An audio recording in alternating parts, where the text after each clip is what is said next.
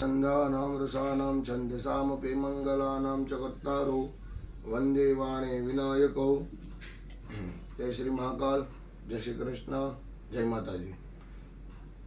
વિવાદો ચાલી રહ્યા છે ધર્મ પ્રત્યે. જે અધર્મીઓ ધર્મ પ્રત્યે બોલી રહ્યા છે અને પૈસાની સત્તા એ બધું કરી શકે છે સાહેબ. પૈસો પ્રધાન અત્યારે જોવામાં આવ્યો છે થોડું, પણ જ્યારે ધર્મ ઉપર હાનિ પહોંચાડવામાં આવે, બરાબર, જે ધર્મને હાનિ પહોંચાડતો હોય એનો નાશ લખ્યું જોઈએ. વિનાશકાળે વિપરીત બુદ્ધિ. વિનાશકાળ થવાનું હોય ત્યારે વિપરીત બુદ્ધિ થાય ને થાય. બરાબર. આપણે ગોપી ગીતની અંદર બહુ મસ્ત વાત થઈ છે. તવ કથામૃતમ તપ્ત કવિભીરીડિતમ કલ્મષાપહમ શ્રવણ મંગલમ શ્રીમદાંતતમ ભુવિ ગુણંતિ તે ભૂરિદા જના. તવ કથા અમૃતમ. આ કથાઓ બધી અમૃત છે. આ કથાઓ પાવન કરનારી છે, પવિત્ર કરનારી છે. કોઈ ગંગાજી ઉપર બોલે, કોઈ ભગવાન ઉપર બોલે, દેવી દેવતા ઉપર બોલે. દેવી દેવતા શું છે એ પહેલા વિચાર કરો. કોઈ શક્તિ છે જેને મને ભરોસો છે કે એ શક્તિ મારું કામ કરે છે. આજે નામ લેતા હું નામ લઈને વિડીયો બનાવીશ. આ નિત્ય સ્વરૂપાનંદ, બરાબર, જે હમણાં થોડાક સમય પહેલા મેં એમનો વિડીયો બહુ આખો નથી જોયો. એમાં એ ભગવાન બધા એમના મેનેજરો બતાવે છે સ્વામિનારાયણના. હવે વિચાર તો કરો યાર, ક્યાં સુધી મતિ પહોંચે. શ્રીમદ ભાગવતમ પુરાણ કથિતમ યદ વૈષ્ણવા નામ ધનમ. આ વૈષ્ણવ એટલે આપણે બધા વૈષ્ણવ છીએ. વૈષ્ણવનું ધન છે શ્રીમદ ભાગવત પુરાણ. સાહેબ જાગો. મારો એક જ હેતુ છે, બીજો મારે કોઈને ઉકસાવવાની જરૂર નથી. હું કોઈને ઉકસાવવા માટે આ વિડીયો બનાવતો નથી.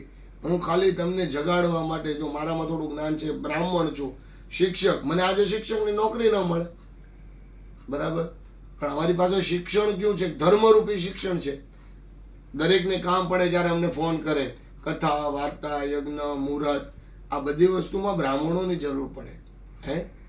કોઈના ઘરે સંતાનનો જન્મ થયો હોય ને તો પણ અમને રાશિ પૂછવા માટે ફોન કરે. સાહેબ, અમે ધર્મના રક્ષક છીએ, ભક્ષક નહીં. અને આ જે ભક્ષણ કરે છે ને ધર્મનું, એની પ્રત્યે દરેક જાગીએ. એટલો જ ખાલી એક હેતુ સાથે ભગવાનને દાસી બનાવી દીધા. સાહેબ, તમે જોવો તો ખરી. પૈસો પ્રધાન છે એવું બધું વિચારે છે, પણ પૈસો છે ને બુદ્ધિ નાશ કરે. આ માણસોની બુદ્ધિ હવે નાશ થવા મળી છે.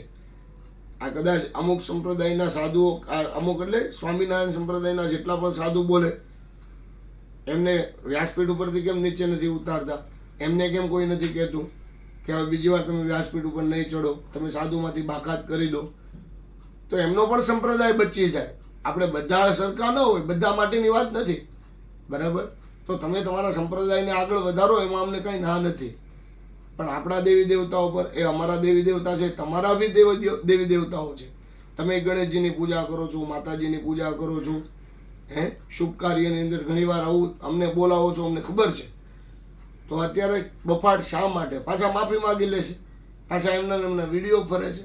તો બને ત્યાં સુધી બધા જાગૃત થઈએ. આ ગીતાજીની અંદર વિરાટ સ્વરૂપની વાત કરવામાં આવી છે. 18 અધ્યાયની અંદર વિરાટ સ્વરૂપ ભગવાન, પહેલા અધ્યાયની અંદર 22 કે 23મો શ્લોક છે. અર્જુન કહે છે, સેનયોર્ભયો મધ્યે રથમ સ્થાપયે ચેચ્યુત. હે ચ્યુત, તું છે ને મારો રથ છે ને એ બંને સેનાઓની વચ્ચે લઈ જા. અને અર્જુનને ભગવાન જ્ઞાન આપે છે. દિવ્યમ દદાતિ મે ચક્ષુ. હું તને દિવ્ય ચક્ષુ આપું તો આવી પ્રાકૃત દ્રષ્ટિથી તું મને નહીં જોઈ શકે. તો આપણી દ્રષ્ટિ જાગે, દરેકની દ્રષ્ટિ ભગવાન પ્રત્યે જાગો સાહેબ, તો આપણો ધર્મ બચશે. આ અત્યારે એવું એક દૂષણ કહેવાય ધર્મ પ્રત્યેનું, કે પોતાનો સંપ્રદાય આગળ વધારવા માટે આપણા ધર્મ ઉપર હાનિ પહોંચાડે છે. દૂષણ જ કહેશું, બરાબર. તો દરેક જાગીએ. એક પ્રાર્થના સાથે દરેકને કે દરેક જાગે. આ મારા વિડીયો જેટલા પણ સુધી પહોંચે એટલાને શેર કરો, લાઈક કરો, સબસ્ક્રાઈબ કરો અને ધર્મરૂપીનું જ્ઞાન જુઓ. પ્રમાણ સાથે જ વાત કરીશ, પ્રમાણ વિનાની કોઈ દરેક જાગીએ. હવે મળીશું પાછા આપણે આગળ વિડીયોની અંદર. જ્યારે પણ ધર્મ પ્રત્યે હાનિ પહોંચાડે તો આપણા બધાનો એક જ ધર્મ છે, હિન્દુ સનાતન વૈદિક ધર્મ. આ મગજની અંદર ફિટ કરી રાખજો. કોઈ કદાચ કોઈ વ્યાસપીઠ ઉપરથી ખરાબ બોલતું હોય ને આપને વહેમ પડતો હોય, આપને શક પડે તો એમને બંધ કરાવી દો, નકર એ નિંદા પણ ન સાંભળો. બરાબર? એમની ઉપર હું તમને આવતો વિડીયો છે એ આ નિંદાનું શું છે એ પણ હું તમને વિડીયો આગળમાં હું જણાવીશ. જય શ્રી મહાકાલ, જય શ્રી કૃષ્ણ, જય માતાજી.